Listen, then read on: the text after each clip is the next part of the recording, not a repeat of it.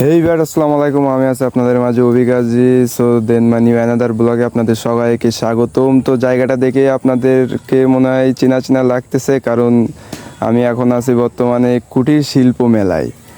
এই জায়গাটা হচ্ছে ক্যান্টনমেন্ট কলেজের পিছনে লেকের পাড়ে অবস্থিত।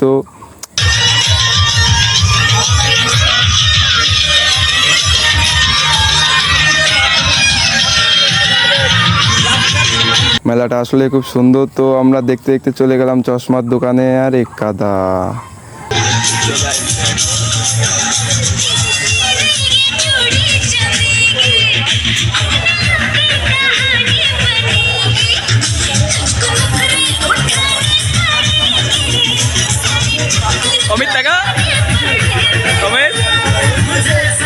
এদিকে আবার আমার বন্ধু আমি চশমা কিনবে, ওর নায়ক হওয়ার খুব শখ। যাই হোক, ওর জন্য চশমা দেখতেছিলাম। আমরাও একটু পরে একটু ভাবসাব নিচ্ছিলাম কিরকম লাগে।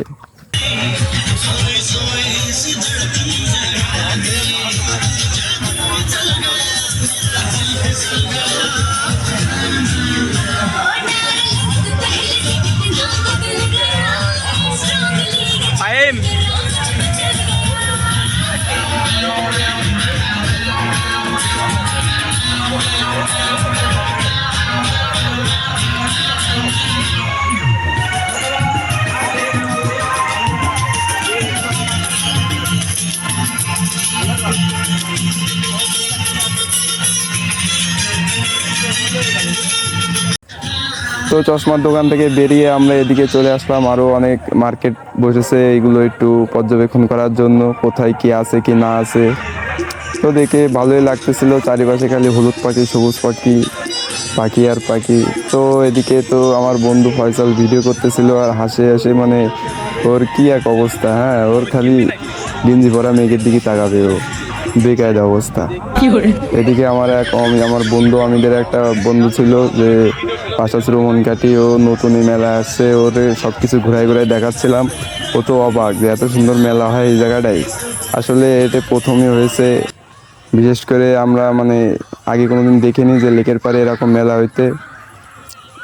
তো সামনে বড় কনসার্ট হচ্ছে, কনসার্টে গিয়ে দেখি কি করা যায়। কনসার্টে অনেক ভালো ভালো শিল্পীরা নাকি গান গায়।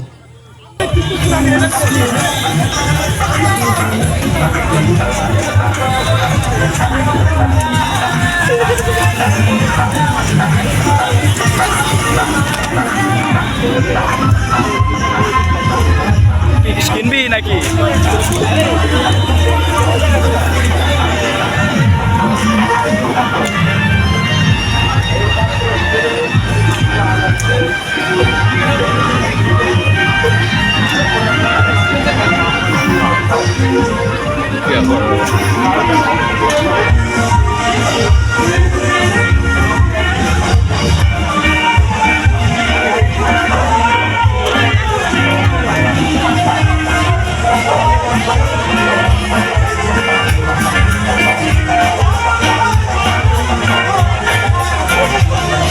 তো কনসার্টে চলে আসলাম, দেখি বাহ, সুন্দর নারী গান গাচ্ছে। নারীর গলায় গান তো অস্থির লাগে। তো ভিতরে চলে গেলাম গান শুনতে থাকি, আর আপনারা শুনতে থাকেন, বিনোদন নিতে থাকেন।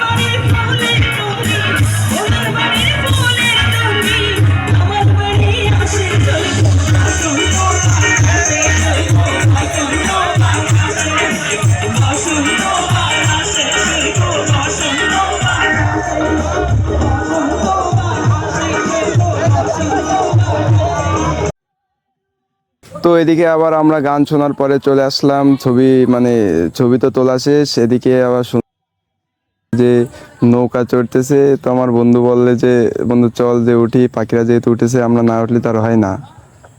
তো নৌকায় উঠলে আবার খুব রিস্ক, কারণ নৌকাটা অনেক জোরে জোরে ওঠে, নিচে পড়ে যাওয়ার সম্ভাবনা সব থেকে বেশি থাকে। তাই চিন্তা ভাবনা করতেছে দাঁড়িয়ে যে উঠবো কি উঠবো না।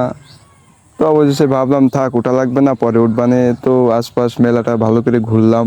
তো অবশ্যই ভিডিওটি ভালো লাগলে লাইক কমেন্ট শেয়ার করে অন্যদেরকে দেখার সুযোগ করে দেবেন। আর রবিগাজী পেজটি ফলো করতে ভুলবেন না। আসসালামু আলাইকুম, আপনারা সবাই ভালো থাকবেন।